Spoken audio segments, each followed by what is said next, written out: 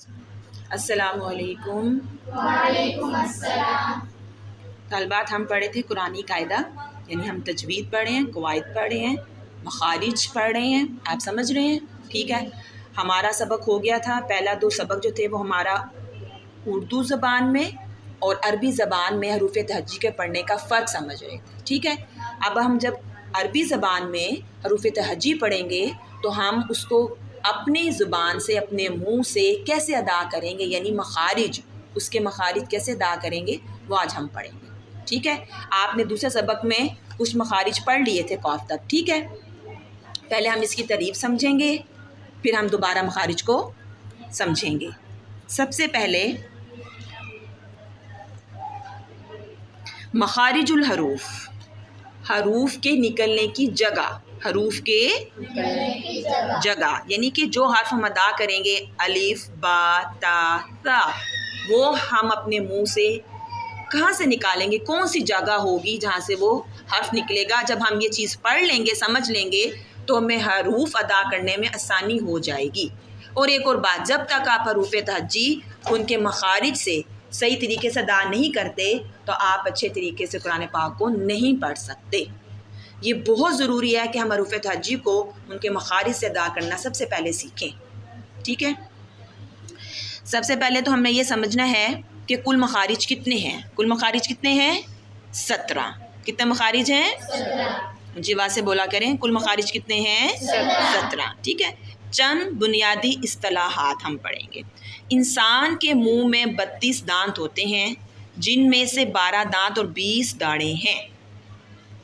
ٹھیک ہے، میری بات سنیں، ہمارے منہ میں کتنے دانت ہوتے ہیں؟ 32۔ ہمارے منہ میں کتنے دانت ہوتے ہیں؟ 32۔ ٹھیک ہے، اور جن میں سے کتنے دانت ہیں؟ اور داڑیں کتنی ہیں؟ 20۔ کیونکہ ہمارے مخارج کا تعلق ہمارے دانتوں سے، ہماری زبان سے، ہمارے حلق سے ہے، تو پھر پہلے ہم ان کے نام سمجھیں گے اور پھر ہم آگے چلیں گے۔ ٹھیک ہے، ہم دانتوں کے نام سمجھیں گے پہلے۔ کس کے کیا سمجھیں گے؟ دانتوں کے نام۔ سب کی بکس ہیں، قاعدے کھلے ہوئے ہیں، توجہ ہے؟ ثنایا، ثنایا کہتے ہیں سامنے والے اوپر نیچے کے 4 دانتوں کو کہتے ہیں۔ جو ہمارے اوپر اور نیچے کے 2 دانت سامنے والے انہیں کیا کہتے ہیں؟ ثنایا۔ ثنایا کہتے ہیں 2 کو۔ ثنایا کیا کہتے ہیں؟ 2۔ اب ثنایا علیا، علیا کہتے ہیں اوپر والے، اوپر والے ثنایا علیا سامنے اوپر والے 2 دانت، ثنایا سفلا سامنے نیچے والے 2 دانت، سامنے نیچے والے 2 دانت۔ مجھے نا آپ اونچی آواز سے جواب دیا کریں بچوں۔ ٹھیک ہے، یہ بات سمجھ آ گئی ہے؟ ہمارے اوپر اور نیچے کے 2 دانتوں کو کیا کہیں گے؟ ثنایا علیا اور ثنایا سفلا۔ اونچی آواز سے بولیں، دونوں دانتوں کے نام لیں۔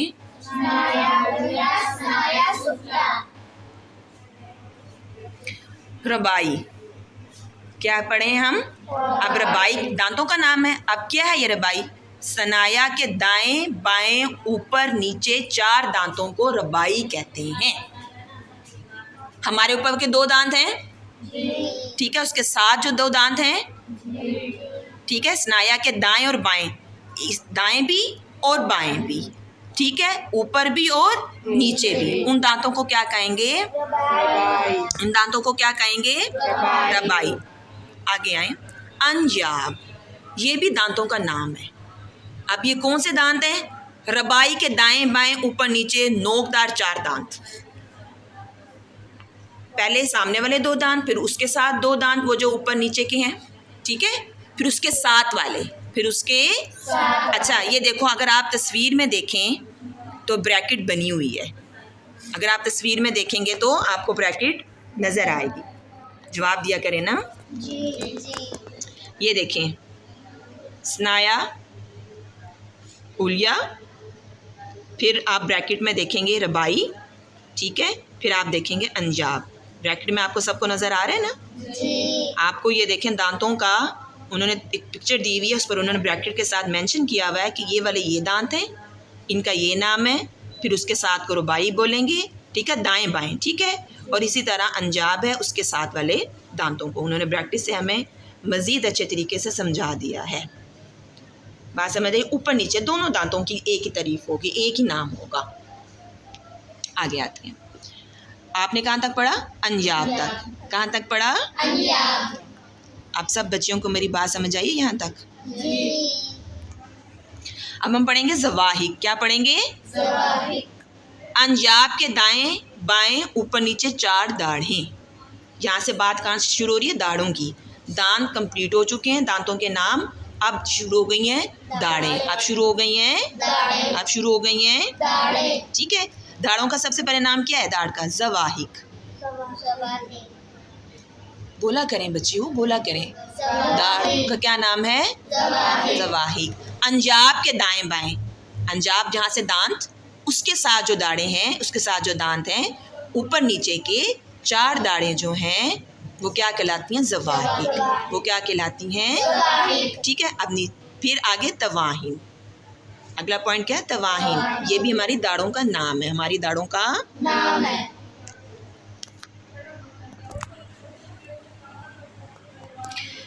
زواحق کے دائیں بائیں اوپر نیچے آخری 4 داڑھیں. بریکٹ میں دیکھیں گے تو آپ کو سمجھ آ جائے گی. بریکٹ میں دیکھیں گے، زواحق سمجھ آئیے؟ بریکٹ میں دیکھیں. پھر تواہین دیکھیں بریکٹ میں. ہم تواہین پڑھ رہے تھے، دیکھ رہے ہیں آپ؟ انہوں نے بریکٹ سے سمجھایا ہوا ہے. ٹھیک ہے. اب نواجز. اب ہم نے کیا پڑھنا ہے؟ نواجز. یہ بھی داڑھوں کا نام ہے. تواہین کے دائیں بائیں اوپر نیچے آخری 4 داڑھیں کیا کہلاتی ہیں؟ نواجز. کیا کہلاتی ہیں؟ نواجز. آپ سب کی توجہ ہے؟ جی.